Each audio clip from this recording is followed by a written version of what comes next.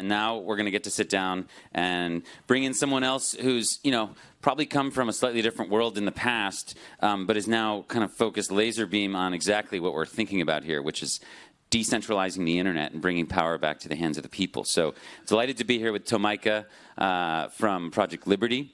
I just wanted to start with some basics, just, brief introduction about where you are, where you've come from, and then tell us about, Project Liberty. Like, what is it? Why was it created? And what are you guys trying to do? Fantastic. Well, thank you, Alex. It's a tremendous privilege to be here with all of you at the Oslo Freedom Forum. Project Liberty is a really unusual organization, and we are working to give people back control over their digital lives. And I think in the context of the Oslo Freedom Forum, this is sadly becoming increasingly relevant. Jack Dorsey last year came to the forum and he talked about the fact that we're spending a lot of time right now focusing on the loss of free speech and not nearly enough time focusing on the loss of free will. And that, at its core, is what we focus on at Project Liberty. It's a big initiative. We have a lot of people engaged in various ways. We have a tech team that builds out foundational protocols and applications that help individuals have control over their data and port that data seamlessly and interoperably across other platforms on the web in a decentralized manner. We have a big policy track that works to pass legislation and works with governments around the world to create the architecture that we need at a policy level to decentralize the internet, re-decentralize the internet. And we also have a big movement effort that includes almost 150 organizations, everyone from universities like MIT, Stanford, and Harvard, down to big organizations like the Aspen Institute, all of whom are working toward these goals together. It's quite special to have you here because one of the things we hope to do is link you and your resources and networks, which are formidable and all over the place, and very different from a lot of the resources and networks here together. A lot of the stuff that you've seen, people you've seen, developers you've seen, are probably not, in DC in the seat of power all the time, right? But you have this, I think, rare ability to be in both worlds, where you can be, with the open source developers on the one hand, seeing this radically disruptive technology, and on the other hand, you can be talking to the, the Aspens of the world, or the TEDs of the world, or to people on, on Capitol Hill. How did you get to that position? And, how do you feel like you guys are going to change the world the most, given that unique sort of real estate you occupy? Well, I've had an unusual journey. I came to Washington and worked for a whole bunch of very famous politicians who all of you know quite well. I won't bias the audience by listing them, but I promise you know them.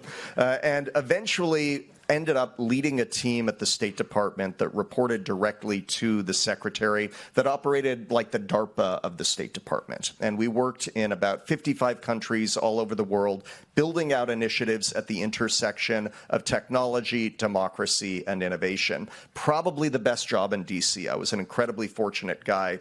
Ultimately ended up in a big surprise for me, was recruited to a firm called Andreessen Horowitz, which some of you have likely heard of as well, and led global policy for Andreessen Horowitz for a while, and ended up also serving as chair of the Global Blockchain Business Council.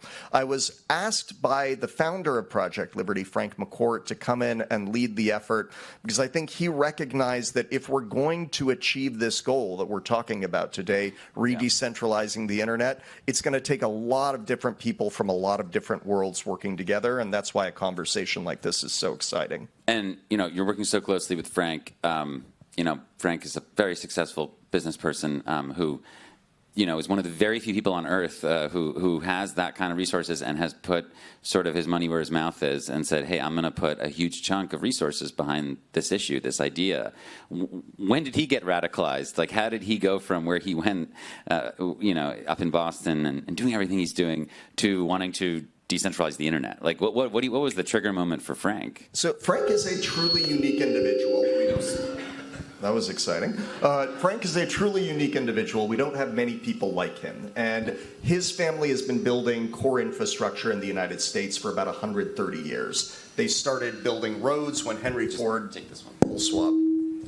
There we go. Is that better? They started building roads when Henry Ford started building cars, and ultimately they've been present at just about every new wave of transformational infrastructure since.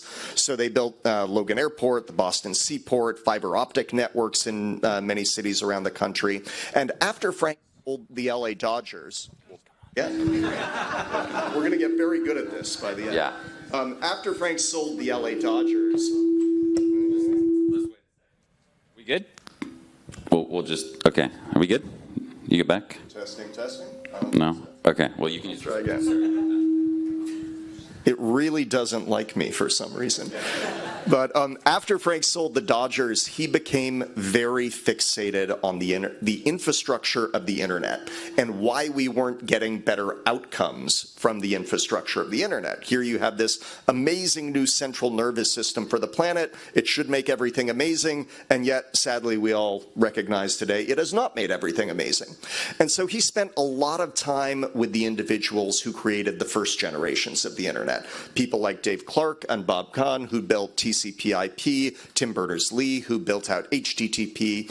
And what they told him, which they're happy to tell anyone, is that we are asking the internet to do a lot of things today that it was never intended to do.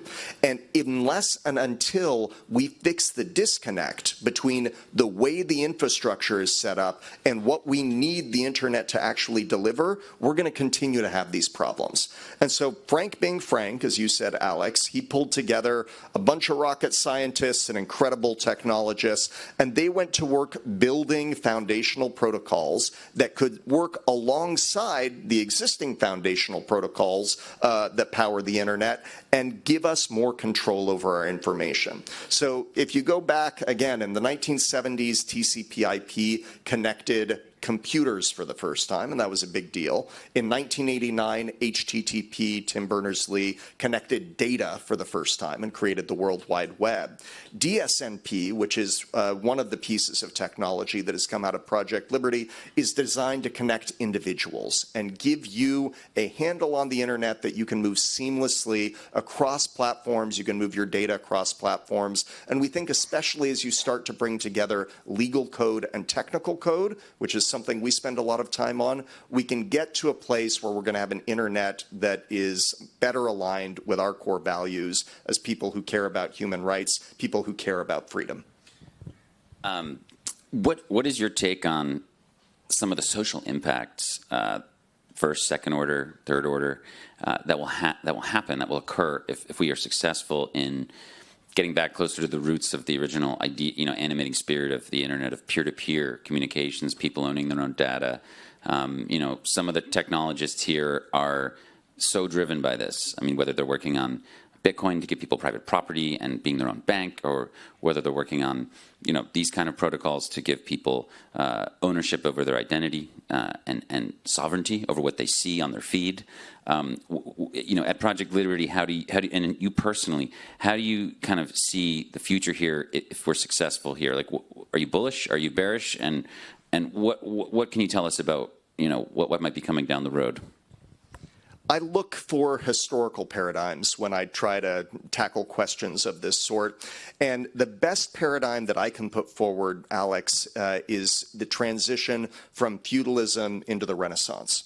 And what you had in a feudal world is a society that unfortunately operates a lot like we do today. 500 years ago this morning, my 17th great-grandfather, who was a guy named Hugh Broster, woke up in Cheshire, England, and when he walked out into his community, he had a bunch of neighbors who were serfs. They cultivated a landscape that they did not own or control. They sent most of the profits and the benefits of that landscape up to a manor house. And if you lived in the manor house, it was a great system. For everybody else, it was pretty lousy. And you had to get by with some bare necessities of existence, but it was not a system that was designed for you. That is how the internet today is operating. Every morning we wake up, we take out the modern equivalent of farming implements in the form of our phones. We start creating very valuable data that we send up to digital manor houses in Silicon Valley, Seattle, or Shanghai. And the vast preponderance of the benefit goes to the handful of individuals who are sitting there. very little actually goes to the communities that rely on these platforms.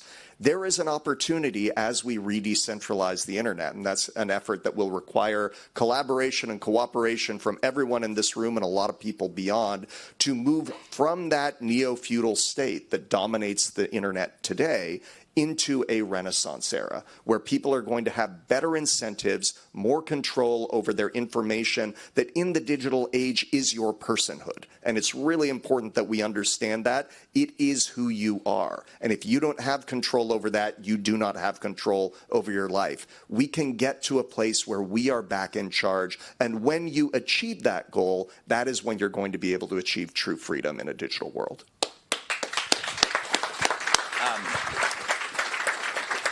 Beautifully said, and again, such an honor for us to have you here to soak this all in, meet all these amazing people from around the world, and kind of see what Project Liberty can do, by mixing with this crowd. So again, thanks for being here. Again, thank you all for being here. Time is the most precious resource. You guys are choosing it to spend it with us today. We have a few awesome sessions to come, but let's give another round of applause to Tomicah. Thank you so much for coming.